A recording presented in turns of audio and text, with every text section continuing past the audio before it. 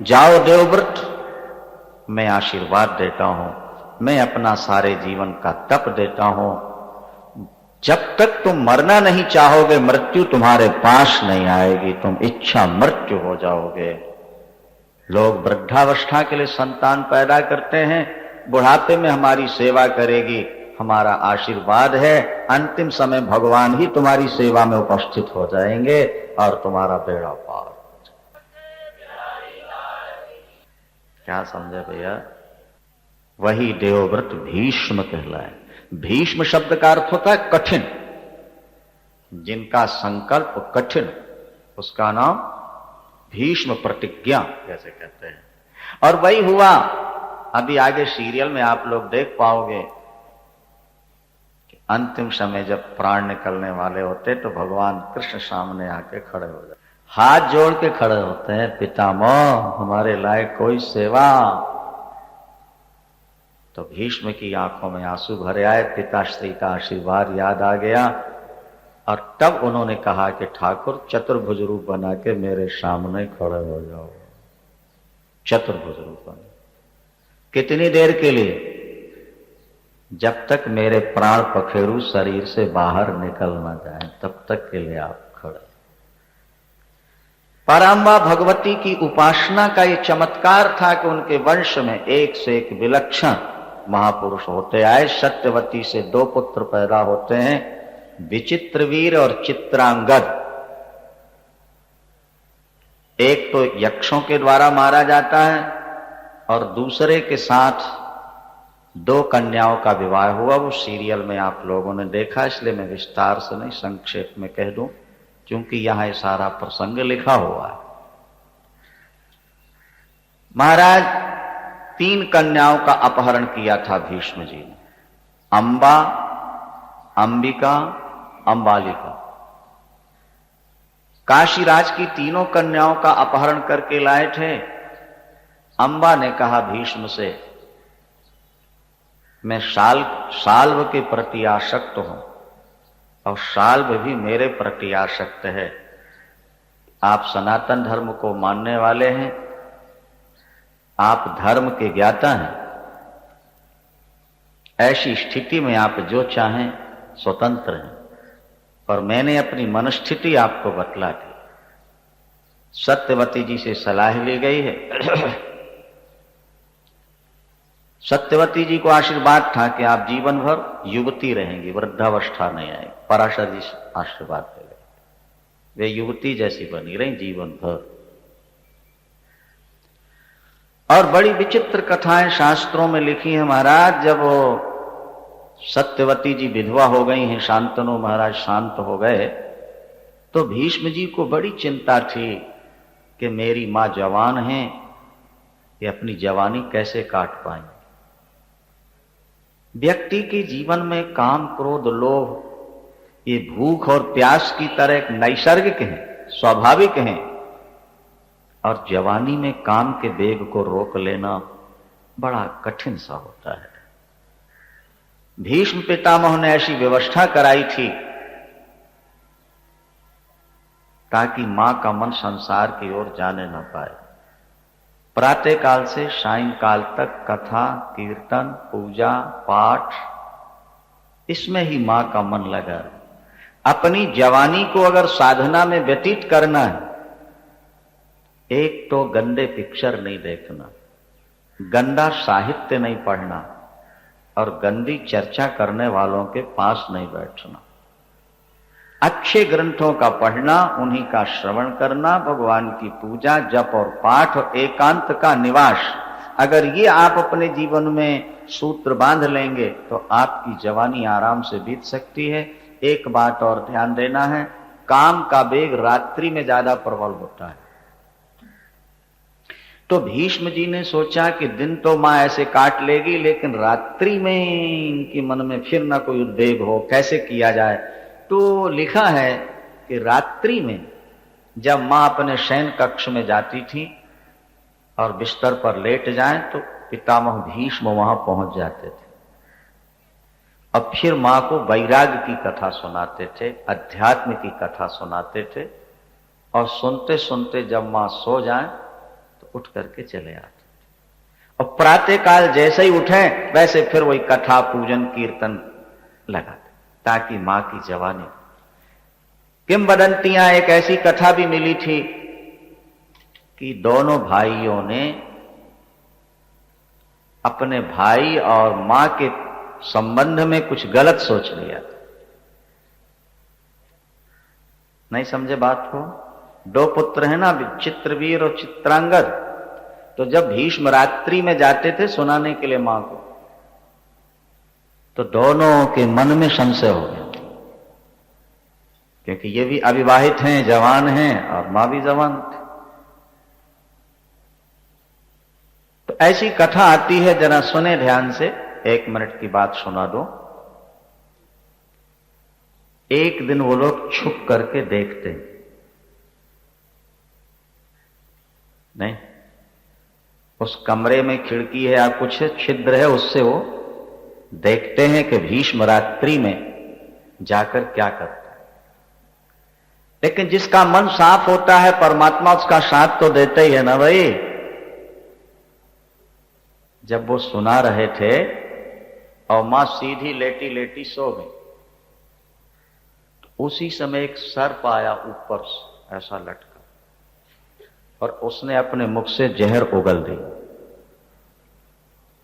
सर्प, और वो जहर सीधे मां की छाती पर पड़ा। हाँ, सीरियल में नहीं दिखाया गया, शास्त्रों में अनेक कथाएं।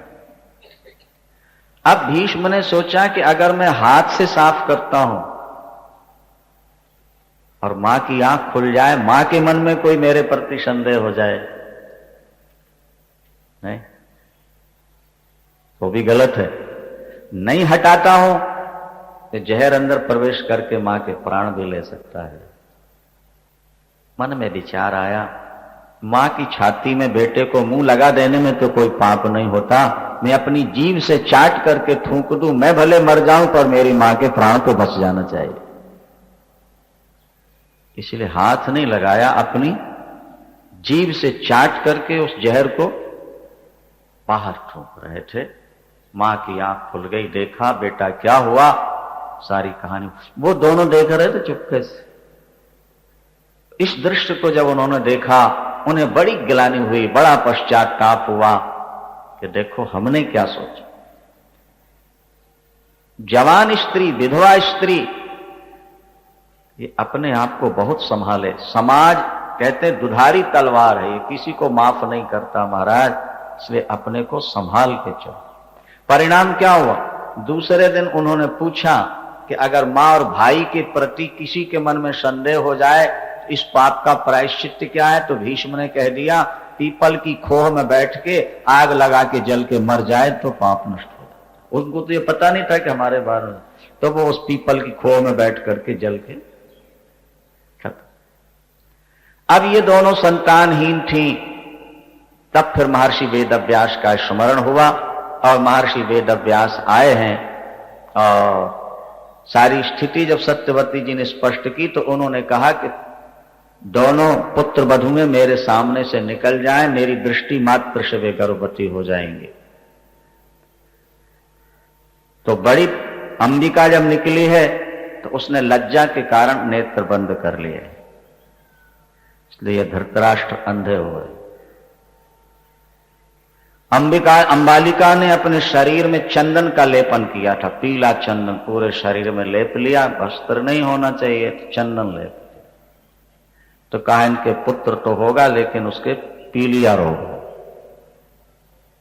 फिर दासी को भेजा है तो बिना संकोच मुस्कुराती निकल गई, इसके गर्भ से परम भक्त विदुर पैदा हो। ये यमराज जी के ही अवतार हैं विदुर। आप लोगों को नहीं मालूम, विदुर जो हैं ये साक्षात यमराज के अवतार ही। एक मांडव्य ऋषि हुए, 1 मिनट की कथा सुन लो, एक भजन भी आप सुनोगे। एक मांडव्य ऋषि हुए, चोरों ने धन चुराया और मांडव्य ऋषि की कुटिया के पीछे छुपा दिया। सिपाहियों ने आके पकड़ा चोरों को और चोरों के साथ मांडव्य को पकड़ लिया। ले गए राजा के पास। राजा ने इनको आदेश दे दिया सूली पर टांग। मांडव ऋषि तो निरपराधी थे, लेकिन चोरों के साथ उनको भी सूली पर टांग। सूली ऐसी चलती थी, पहले गुदा मार्ग से नीचे से सूली डाल दी जाती, ऊपर निकल जाया करती। तो उनके ऊपर तो नहीं निकले, पर छाती तक यहां आकर के अड़ गए। उसी पर वो लटके टंगे हो गए। कई दिनों टंगे रहे। फिर बाद में राजा ने अलग कराया, क्षमा मांगी। खैर, जब मांडव ऋषि का शरीर शांत हुआ, यमराज के पास पहुंचे तो मांडव ने प्रश्न किया यमराज से कि आपने मुझे किस अपराध में सूली पर टंगवाया, मैंने कौन सा पाप किया? तो यमराज जी ने कहा, भगवान, बचपन में आपने कीड़े को कुश से चुभा दिया था। बचपन में किसी कीड़े को डब ने कुशा चुभा दिया था आपने, तो उस पाप से आपको सूली पर टंगा। तो मांडव ने कहा, तुमको धर्म शास्त्र का ज्ञान नहीं है, अभी तुमको जीवों पर शासन करना नहीं आता। अरे, छोटे बच्चे जो पाप करते हैं उसका फल माँ बाप को मिलता है, क्योंकि माँ बाप सावधान नहीं थे, उनको समझाया था। बच्चे जो करते हैं करने दो, खेल रहे हैं ऐसा नहीं। बच्चों को ऐसी शिक्षा दो कि वो गलत काम न कर। अगर बच्चे गलत काम करते हैं तो उस पाप का फल माँ बाप को भोगना। तो तुमने सीधा हम पर वो सारा दोष मर दिया, इसलिए जाओ तुम मृत्युलोक में मनुष्य बनो 100 वर्ष के लिए। तो फिर ये कौन चलाएगा? मांडव ने कहा, मैं चला दूंगा। अरे चलाएंगे, तुम तो जाओ बनो। तो वही यमराज जी 100 वर्ष के लिए विदुर बन करके आए थे। विदुर क्या? इसलिए विदुर की नीति, विदुर का सिद्धांत आप लोग देख ही रहे हो ना। शास्त्रों में तो और गंभीर विवेचन है विदुर का उपदेश वगैरह। इस तरह से इन सब की उत्पत्ति का है, और आगे चल करके फिर पांडवों की उत्पत्ति का भी यहां वर्णन है, कौरवों की उत्पत्ति का है। बड़ी सुंदर सुंदर दिव्य कथाएं हैं। और उसके बाद भगवती पराम्बा की शक्ति से जब महाभारत युद्ध समाप्त हुआ ना, और सब बहुत व्याकुल हुए हैं, बहुत रोए हैं। हर व्यक्ति अपने मृतकों के नाम से रोता है, एक बार दिख जाए। सबने प्रार्थना की वेद व्यास से कि एक बार तो दर्शन करा दो। तो वेद व्यास ने कहा, मैंने भुवनेश्वरी का भजन किया है, भगवती महामाया का, ये सब कुछ कर सकती हैं। चलो आज मैं सारे मरे हुए तुम्हारे मृतकों का दर्शन करा देता हूं, एक बार सबसे मिलो। यहां लिखा है। गंगा किनारे ले गए हैं। अब फिर महर्षि वेद व्यास ने भगवती मां पराम्बा भुवनेश्वरी से प्रार्थना की, तो भगवती ने महाभारत में जितने मरे सबको सामने लाके खड़ा कर दिया। देवता पुष्प वर्षा के बाजे बजार जय जयकार करते हैं। वेद व्यास ने कहा, जिसको जाना हो साथ तो अपने अपने मृतकों के साथ, पतियों के साथ सती हो जाओ, डूब जाओ गंगा के अंदर। जिनको भजन करना रह करके भजन करो। ये सारी की सारी शक्तियां वेद व्यास में, सुखदेव जी में, पराशर में, शक्ति में, वशिष्ठ में जो शक्तियां हैं वो भगवती महामाया की उपासना का ही चमत्कार है। इसलिए भगवती पराम्बा की उपासना घर घर में होनी चाहिए, जन जन में होनी चाहिए। शक्ति की उपासना करोगे, सरस्वती, लक्ष्मी और शक्ति तीनों आपके घर सदा निवास करेंगी। आपका दुख दारिद्र दूर हो जाएगा, आपकी गई हुई संपत्ति वापस लौट आएगी। संतानहीन को संतान मिलेगी, धनहीन को धन मिलेगा, रोगी रोग से मुक्त हो जाएगा। ब्राह्मण उपासना करेगा ज्ञान पाएगा, क्षत्रिय उपासना करेगा विजय पाएगा, वैश्य उपासना करके धन पाएगा, और शूद्र उपासना करके पातकों से मुक्त हो जाएगा।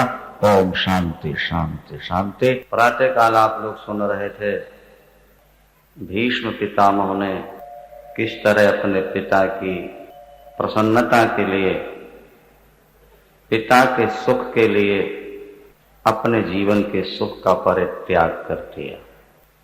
पांडवों की उत्पत्ति के बारे में भी भागवत में जो लिखा है उसे भी ध्यान देकर सुनो। कुंती वसुदेव जी की सगी बहन थी। शूरसेन जी के पुत्र हैं वसुदेव और पुत्री हैं कुंती। शूरसेन महाराज की मित्रता थी कुंती भोज से। राजा कुंती भोज के यहां संतान नहीं थे। मित्रता, ये दो जो अक्षर हैं मित्र, मित्र मित्र क्षरद्वयम। जब गाढ़ी मित्रता हो जाती है तो शरीर दो रहते हैं, दिल और आत्मा एक हो जाती है। महाराज सूरसेन ने अपनी बेटी कुंती भोज को दे दी थी। आपके संतान नहीं है, बेटी है।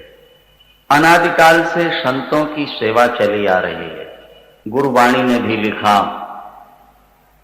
संत का संग बड़ भागी पाइए, संत के संग नाम ध्याइए। संत का संग किसी भाग्यवान को मिलता है। रामायण में भी लिखा, बड़े भाग्य पाई सतसंगा, कभी नहीं प्रयास हो ही भव भंगा। अनेक जन्म के पुण्य जब उदित होते हैं तब व्यक्ति को संत का संग मिलता है, और जिसे संत मिल गए उसे कभी न कभी भगवान जरूर मिलेंगे, ये विश्वास रखना चाहिए। सत्संगम हो दुर्लभो गम्यो मोघश्च। जिंदगी में सत्संग मिलना दुर्लभ है। कुसंग तो पग पग पर अगर सत्संग मिल जाए तो अमोघश्च, वो व्यर्थ नहीं जाता। अर्धरात आधी घड़ी आधी ते पुनि आध, तुलसी संगत साधु की कटे कोट अपराध। तात स्वर्ग अपवर्ग सुख, उद्धरिय तुलाइक अंग। तूलन ताही सकल मिली, जो सुख लो सत संग। शास्त्र बार बार कहते हैं पत्नी पुत्र और धन तो पापी को भी मिल जाते हैं। भाई पशु पक्षियों को भी पति पत्नी मिले हुए हैं, परस्पर में नहीं मिले। हाँ, और बेटे और खाना पीना विषय भोग जानवरों को भी मिल जाते हैं। सुत दारा और लक्ष्मी पापी के भी होए, संत समागम हरि कथा तुलसी दुर्लभ हो। तो इसलिए शास्त्रों में लिखा है कि भगवान से रोज प्रार्थना किया करो कि प्रभु हमें सत्संग दो। हम तो कहते हैं भगवान औलाद दो, धन दो, मान और सम्मान दो, लेकिन विवेकी जन कहते हैं परमात्मा हमें सत्संग दो। बार बार बर मांगी हूं हरस देहु श्री रंग, पद सरोज अन पायनी भगति सदा सत्संग। हमें सदा सत्संग में। आरती गाते हैं आप लोग, विषय विकार मिटाओ, पाप हरो देवा, श्रद्धा भक्ति बढ़ाओ, और आगे संतन की सेवा। हे दीन बंधु, तेरी सबसे बड़ी दया होगी अगर जीवन में हमें सत्संग मिलता रहेगा, किसी संत का दर्शन हो। और जैसे कच्चे घड़े में बनाया हुआ निशान फूटते फूटते मिटता नहीं, जैसे बचपन में तैरना सीख लिया जाए तो बुढ़ापे तक भूलता नहीं, इसी तरह बचपन में अगर सत्संग मिल जाए तो भक्ति और ज्ञान का रंग पक्का हो जाता है, फिर वो कभी उतरता नहीं। हाँ, वसुदेव जी की सगी बहन कुंती, सूरसेन जी ने दे दिया कुंती भोज को। कुंती भोज साधु सेवी थे, उनके यहां सदा संत आते रहते थे। एक बार महर्षि दुर्वासा आए, कहां? कुंती भोज की सेवा में कुंती जी को लगा दिया है, अभी बच्ची है, छोटी है। लोग बचपन से अपनी संतान को साधु सेवी बनाते थे। संत की कृपा हो जाए तो फिर कुछ भी दुर्लभ नहीं है, ये समझ लेना। लेकिन संत की कृपा बरसती वहीं है जहां आवश्यकता से अधिक श्रद्धा हो या सेवा हो। हम कहा करते हैं कि लोहे को आग में डाल दो, ज्यादा से ज्यादा लोहा गर्म होगा, थोड़ी और हीट ज्यादा होगी तो लाल हो जाएगा क्या। पर उसको अगर बिल्कुल तरल बनाना हो, लिक्विड बनाना हो, तब तो 1250 डिग्री गर्मी होनी चाहिए क्या। 1250 डिग्री गर्मी जब होती है तो वो लोहा पानी की तरह तरल हो जाता है, फिर जिस सांचे में डाल दो वही शक्ल बन जाती है। इसी तरह संत के हृदय को लोहे की तरह पिघलाना हो तो तुम्हारी श्रद्धा 1250 डिग्री जब बढ़ जाएगी, विश्वास बढ़ जाएगा, तो संत का हृदय पिघल जाएगा और फिर वो जो दे जाएगा वो तुम्हारी जिंदगी के लिए सहारा बन जाएगा। छत्रपति शिवाजी, उनके गुरु समर्थ रामदास थे। बहुत शिष्य थे लेकिन वो शिवाजी से बहुत प्यार करते थे गुरु जी। तो दूसरे चेले कहते थे कि गुरु जी बड़े आदमियों से ज्यादा प्यार करते हैं, राजा है ना इसलिए ज्यादा प्यार करते। चेले भी तो टोकते रहते हैं ना भाई, नहीं? जैसे बेटे कहते हैं पिताजी उससे ज्यादा प्यार करते हैं, हमसे कम करते हैं, इसी तरह चेले भी कहते रहते। एक दिन छत्रपति शिवाजी आए हैं और समर्थ रामदास जी तड़फ रहे थे, सिर में पीड़ा। सभी शिष्य एकत्र हैं। गुरुदेव को क्या हुआ? सिर में भयानक पीड़ा है, कैसे ठीक होगा? कोई दवाई? गुरुदेव ने कहा सिंघनी का दूध मिल जाए लगा दूं तो ठीक हो जाएगा, तो ठीक होने वाला नहीं। अब कौन लाए सिंघनी का दूध? सब चेले सुन रहे थे। छत्रपति शिवाजी ने कहा गुरुदेव मैं लेके आता। सोने का कमंडल उठाया और चल पड़े। जंगल में पहुंचे, एक गुफा में सिंघनी ने बच्चे दिए हैं, वो कहीं अभी गई है अपने आहार के लिए, भोजन के लिए। बच्चे हैं तो मां जरूर आएगी, और जैसे ही आएगी वैसे ही मैं दूध निकालूंगा। सोल्जरों को बाहर खड़ा कर दिया, मैं मर भी जाऊं चिंता नहीं करना, पर ये दूध ले जाके गुरुदेव के माथे में लगवा दो, ठीक हो। इसको श्रद्धा कहते हैं। महाराज वहां लिखा है कि जैसे ही सिंघनी आई, सिंघनी अपने बच्चों के पास किसी व्यक्ति को देख ले, महाराज क्या क्रोध आता है, प्रत्यक्ष देखो तो पता, एकदम झपाटा मारा उस किसके ऊपर? तो जैसे यूं दोनों पैर करके झपाटा मारा ना, हम भागे नहीं, सिंघनी ऊपर है और नीचे हाथ पहुंच गया और जल्दी से 2 4 6 7 सौसे निकाल। बस इतने में सिंघनी बदल के महाराज साक्षात परमात्मा के रूप में प्रकट होती, भगवती दुर्गा के रूप में प्रकट हो जाती है। उसी से गुरुदेव का सिर दर्द ठीक हो गया। बोलो सांचे।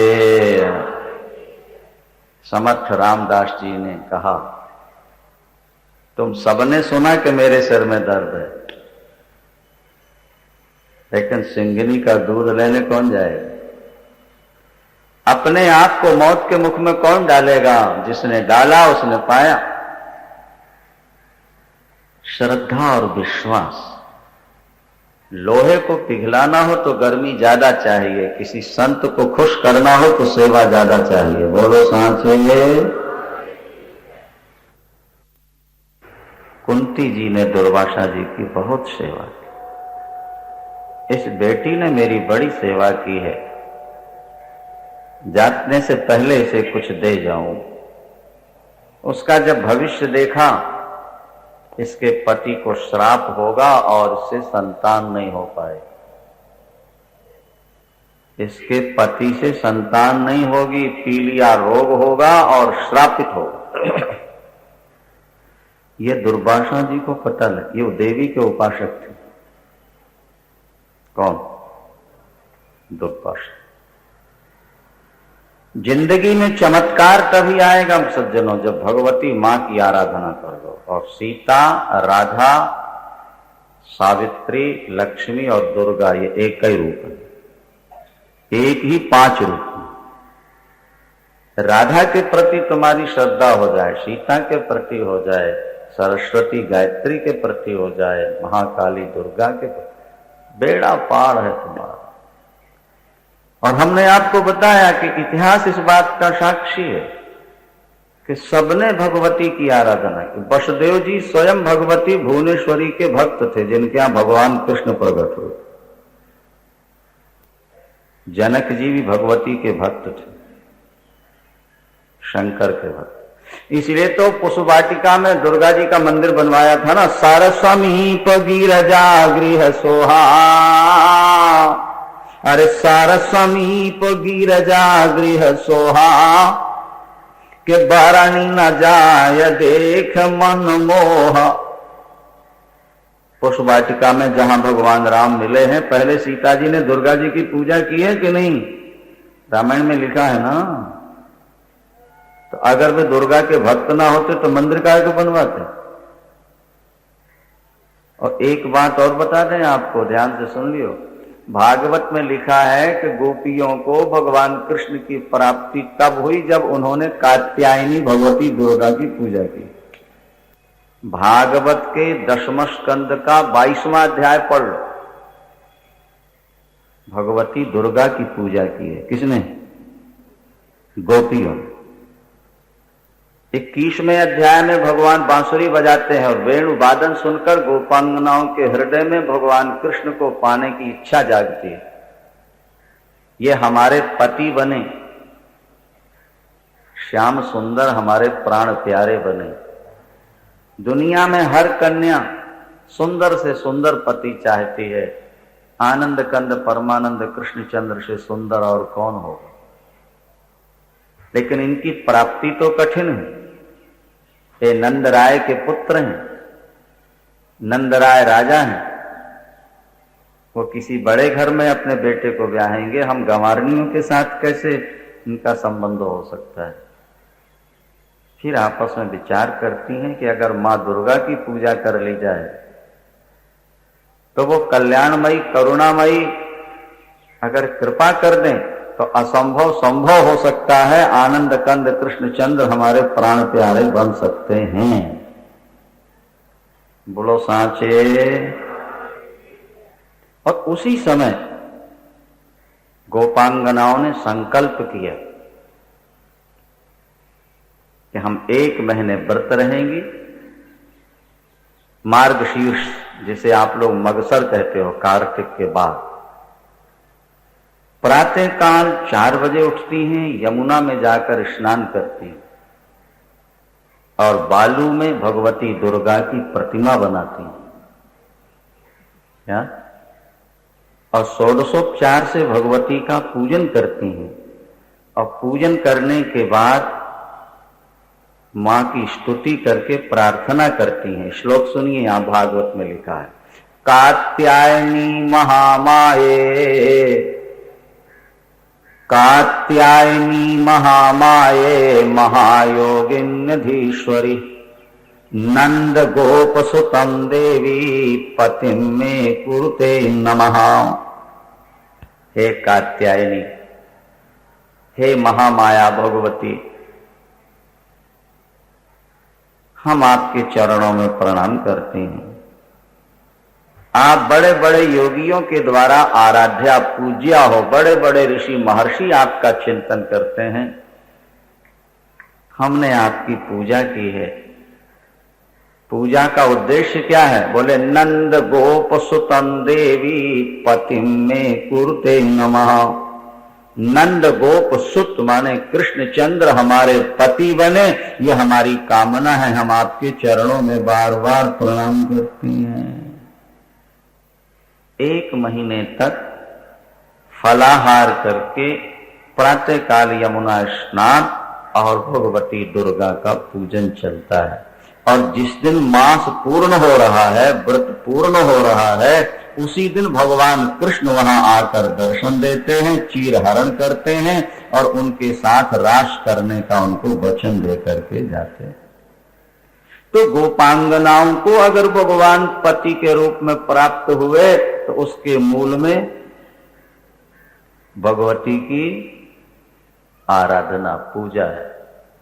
भगवती सीता को राम की प्राप्ति हुई तो मूल में भगवती की आराधना है, वो आगे विस्तार। और एक बात और सुनो, रुक्मणी जी को भगवान कृष्ण मिले तो मूल में भगवती की आराधना है। वहीं दुर्गा मंदिर से ही तो रुक्मणी हरण हुआ है ना भाई।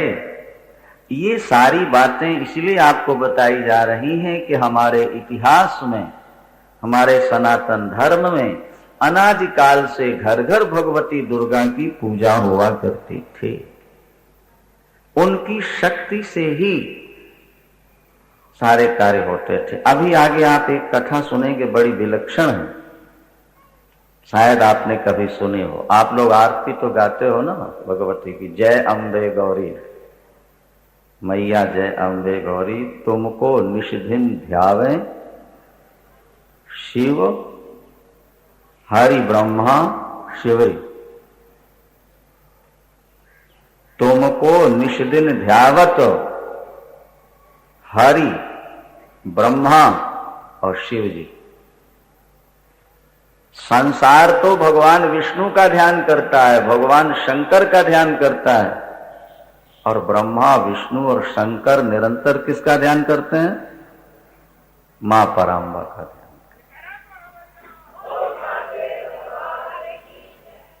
ये देवी भागवत की कथा से सिद्ध होता है, सुने अभी आप थोड़ी देर के बाद। मनुष्य तो क्या, ईश्वर भी भगवती की आराधना करते हैं। दुर्गा सप्तशती में जो दुर्गा कवच है, उसकी समाप्ति पर नीचे लिखा है, दीदी हरिहर विरचितम देव्या कवचम समाप्तम।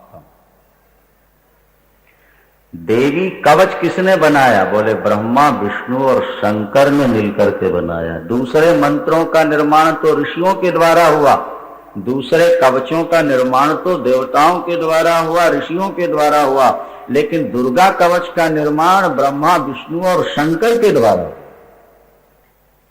सर्वश्रेष्ठ आराधना भगवती मां पराम्बा की। ये भुक्ति भी देती हैं, ये मुक्ति भी देती हैं। एक बालक ऐसा पैदा हुआ था जो महामूर्ख था, जिसकी बुद्धि में कुछ बैठता ही नहीं। आगे कथा मिलेगी आपको, सुनते रहिए। सत्यव्रत, और उसके मुख से मां का एक बीज मंत्र निकला, ऐ, और इतने से उसको एकदम ज्ञान, सारी विद्याओं का ज्ञान उसके अंदर फूट। ये जो नवारण मंत्र है दुर्गा सप्तशती में, ये भगवान शंकर ने भिक्षा मांगी थी मां पार्वती से। आगे सुनना, मां हमें मंत्र दो जिससे शक्ति पाकर के हम तीनों देवता अपना अपना कार्य कर सकें। तब भगवती मां ने स्वयं नवारण मंत्र का उपदेश दिया है ब्रह्मा विष्णु और शंकर।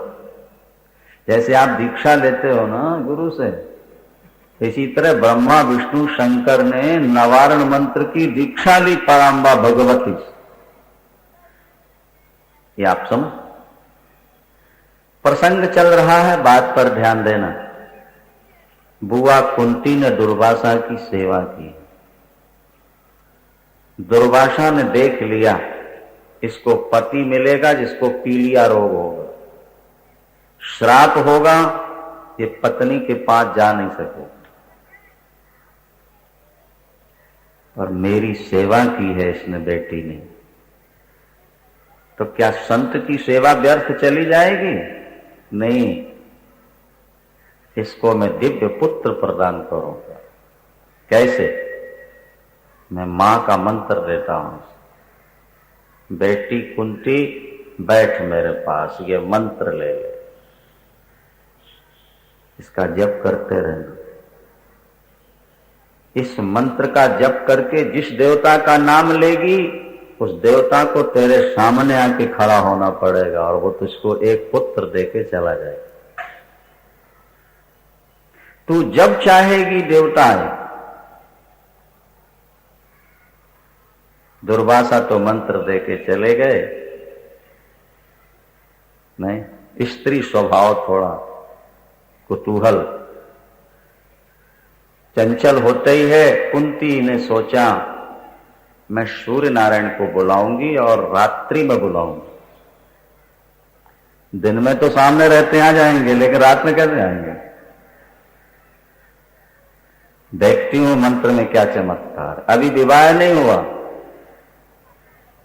मंत्र की परीक्षा लेने के लिए दिन में नहीं बल्कि रात्रि में। किंवदंतियां हैं, पुराणांतरों में कथा है कि उन्होंने रात्रि में मंत्र पढ़कर सूर्य का आवाहन किया और रात्रि में ही चमचमाते सूर्य सामने आके खड़े। जैसे सूर्य सामने आके खड़े, ये देखो मंत्र शक्ति। मंत्राधीनाश्च देवता, देवता मंत्र के अधीन होते हैं। आप समझ ले, अगर आपका मंत्र जागृत हो गया है, जप करते करते मंत्र जागता है, पहले मंत्र सोता रहता है, जब ज्यादा जप हो जाएगा तो मंत्र जाग जाएगा। और मंत्र जब चैतन्य होता है तो मंत्र के माध्यम से जिस देवता को बुलाना चाहो उसी समय वो तुम्हारे पास आ जाए। अब सूर्य नारायण आए तो घबरा गए, नहीं नहीं भगवान मुझे क्षमा कीजिए, क्षमा कीजिए, मैंने परीक्षा के तौर पर मंत्र का उच्चारण किया आपका स्मरण करके, मुझे पता लग गया मंत्र में बड़ी शक्ति, आप लौट जाइए। सूर्य भगवान ने कहा ये तो हो ही नहीं सकता, इस मंत्र का अर्थ ही ये है कि जो देवता आएगा वो तुमको पुत्र देके ही जाएगा। कुंती कांप गई, रोने लगी, मेरा विवाह नहीं हुआ, पुत्र हो गया तो मेरे माता पिता, मुझे कलंक लगेगा, मेरा कन्यात्व तो नष्ट हो जाएगा, फिर मेरा विवाह कैसे होगा, मेरी सारी जिंदगी खराब हो जाएगी। उन्होंने कहा देवी ऐसा नहीं हो, न तो तुम्हें कलंक लगेगा, न माता पिता को लगेगा, न तुम्हारा कन्यात्व तो नष्ट होगा, तुम कन्या की कन्या बनी रहोगी, लेकिन पुत्र दिए बिना तो हम जा ही नहीं सकते, क्योंकि मंत्र की शक्ति है, उसका फल ही हो। इसलिए कंवारे नहीं कर्ण पैदा हुए, जो आप लोगों ने सीरियल में देखा होगा, और लोक लज्जावश उन्होंने पेटी में बंद करके पहा था।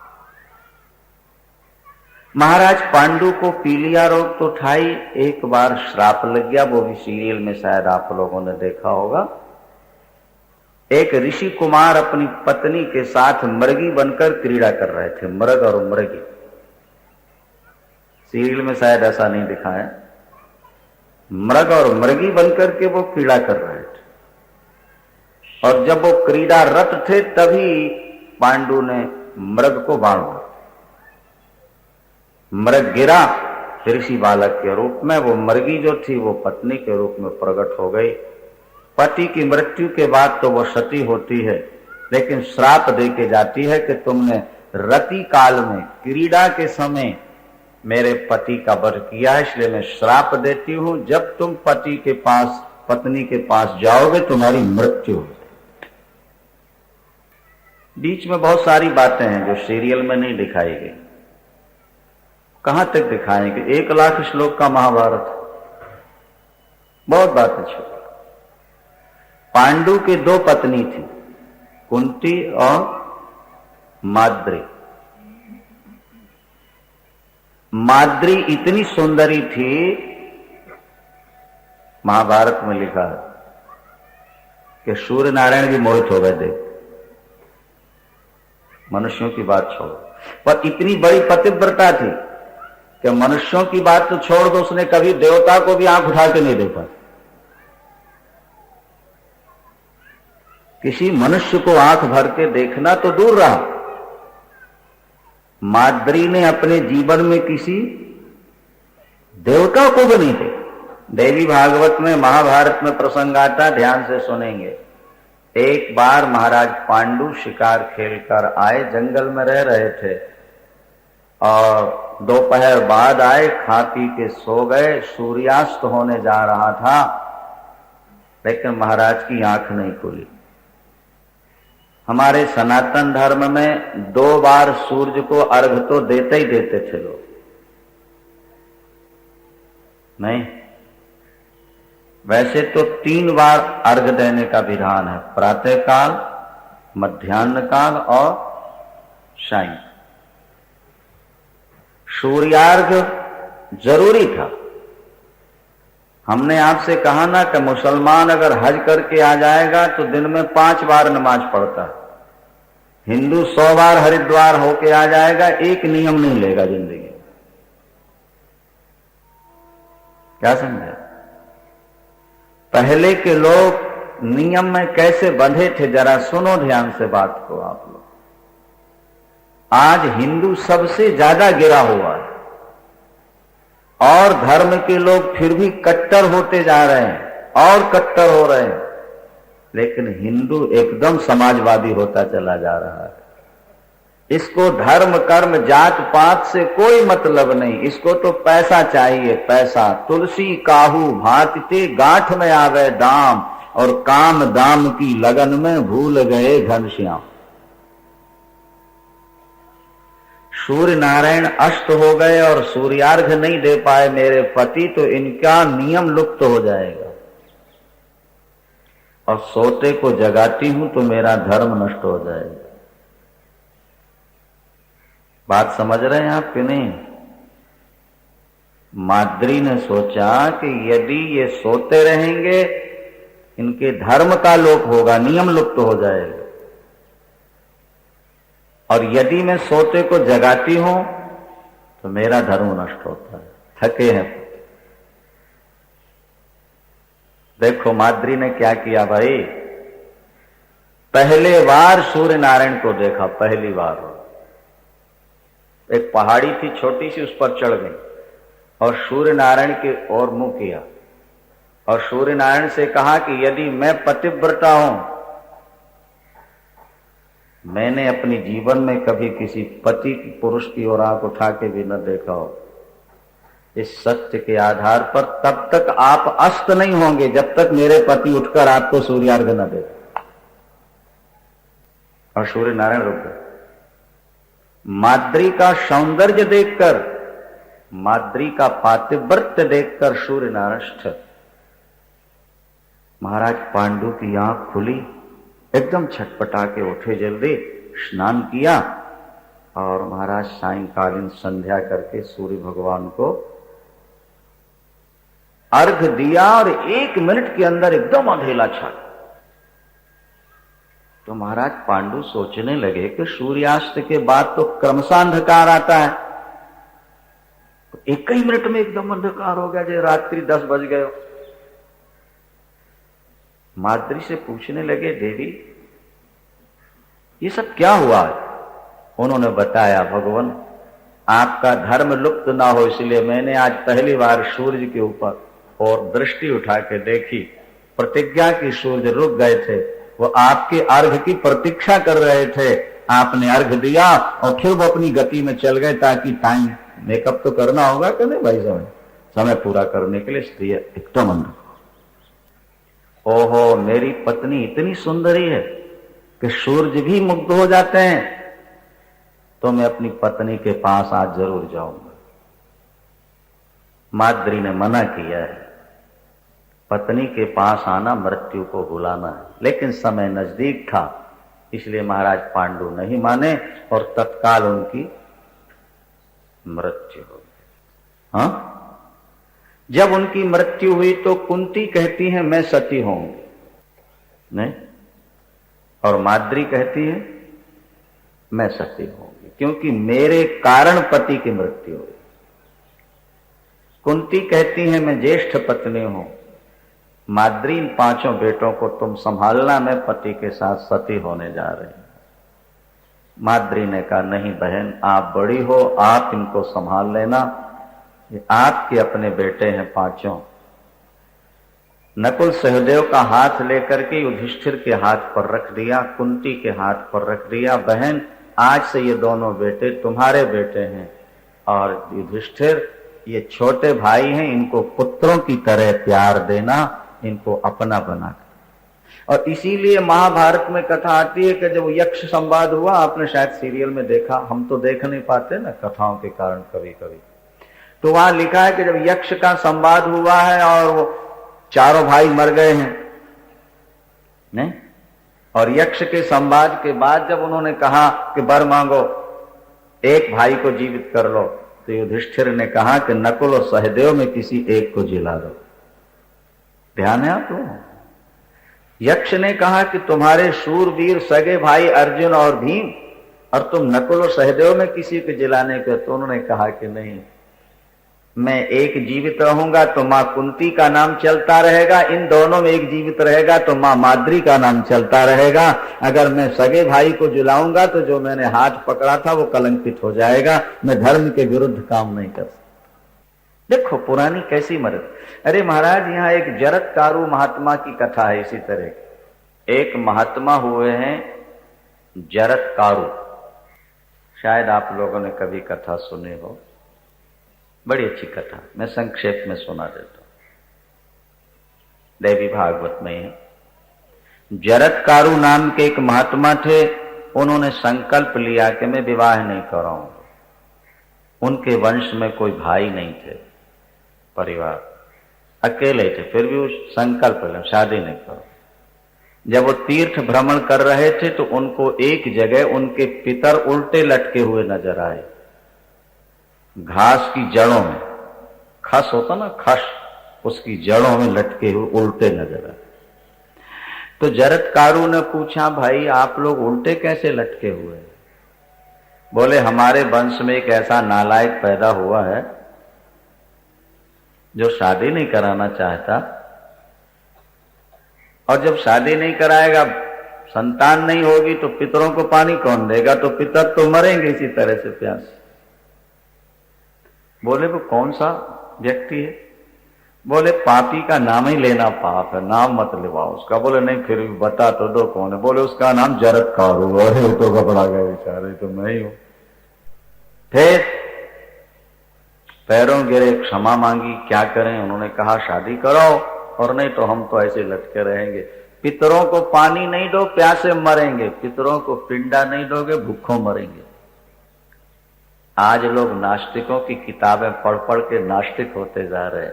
अरे बाबा, तुम 2 चुल्लू जल पितरों के नाम से दे दो तो तुम्हें कोई टैक्स लग जाएगा क्या?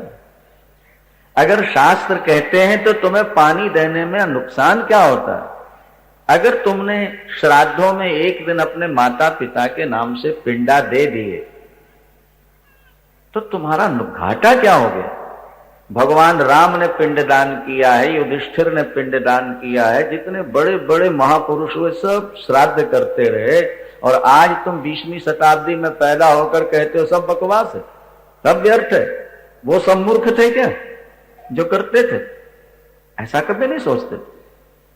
जब तक तुम पानी नहीं दोगे तुम्हारे पितर प्यासे मरेंगे, और जब तक तुम पिंडा नहीं दोगे तो भूखे मरेंगे। ये शास्त्र। लोग कहते हैं साहब ब्राह्मण को खिला देंगे तो वहां कैसे पहुंचेगा? कि ये लेटर बॉक्स है। हमने कहा बिल्कुल लेटर बॉक्स है, इसमें क्या बात?